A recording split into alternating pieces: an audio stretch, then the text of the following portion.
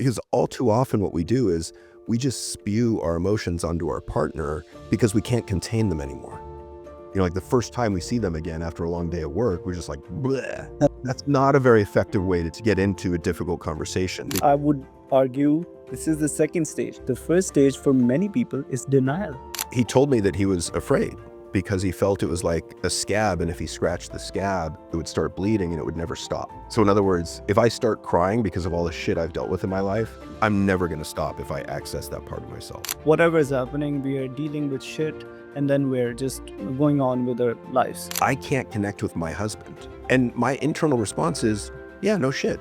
That first step, that where we need to acknowledge that, okay, just take a pause, something is wrong. Anxiety and fear will cause blood flow to go to the arms and legs to run away. Anger will cause blood to flow to the hands and feet to prepare you to attack.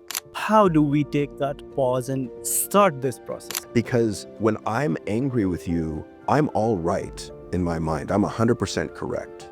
And you're wrong. All I'm trying to get you to do is understand how right I am so that you apologize and say, oh my God, Josh, you're so right. I don't know what I was thinking. But you know how often that happens? Never. Because it happens so quickly, and again, like a third of a second, that we get angry, we're not aware of it, and before we know it, there's a hole in the wall.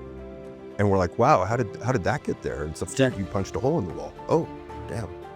It would help our audience a lot if you could just give us an idea what sort of tensions translate to what.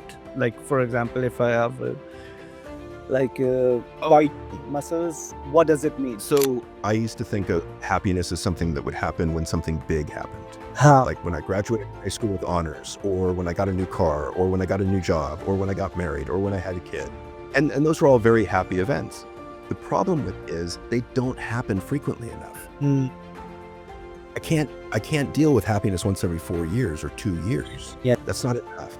It's kind of the idea of how do I take something that could create post-traumatic stress and convert it to post-traumatic growth by asking, what am I supposed to learn here? Easier said than done, to be honest. Because I've also found that many of us struggle, if not all of us struggle with self-worth. For example, you'd have to be a lot patient to deal with situations like, right? And you mentioned something earlier about why men, are men that are kind of scared to go into this because they're afraid of, losing control or whatever. But the thing about learning how to manage your emotions, about learning about what you feel, is that unless you do this, I would argue you've got little shot of happiness. And so it's not so much that we're shooting to be always in a positive emotional state. Yeah, and I think always. we'd like to be more frequently in a positive emotional state. We'd like to be happier, but we're not going to be happy, period. And part of that is allowing yourself to feel whatever it is you're feeling, to accept it without judgment so that we can get out of it more quickly and get back to trying to cultivate more frequent positive emotions. One of the things that I've done, and I've seen other men do, is getting stuck on the idea of right. And I really like the idea of, would you rather be right or would you rather be married? Or would you rather be right or would you rather be happy? Because that anger dynamic takes us to this black and white, all or nothing thinking. And I'm thinking like, I'm all right, you're all wrong. And the problem is that's not how relationships work generally. A lot of times the arguments that we get in are about perceptions, and both perceptions can be correct. And so to argue over the correctness of my perception versus your perception, I would argue isn't helpful. And so we've got to get out of this stuck belief of trying to be right. And, instead of be right, let's be relational. And let's say overspending, right? Like, let's say your wife overspent on something beyond budget, let's say. And you could say, hey, sweetheart, it makes me really nervous. And I get scared actually when you spend beyond what we agreed upon for our budget. And I'd really like to talk about ways that we can change this behavior so it doesn't happen again.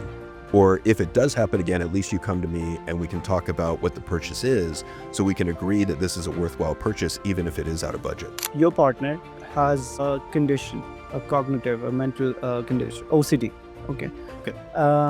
And they do things that are hard on you. How do you, because it's not in their control, they have OCD. How do you deal with that?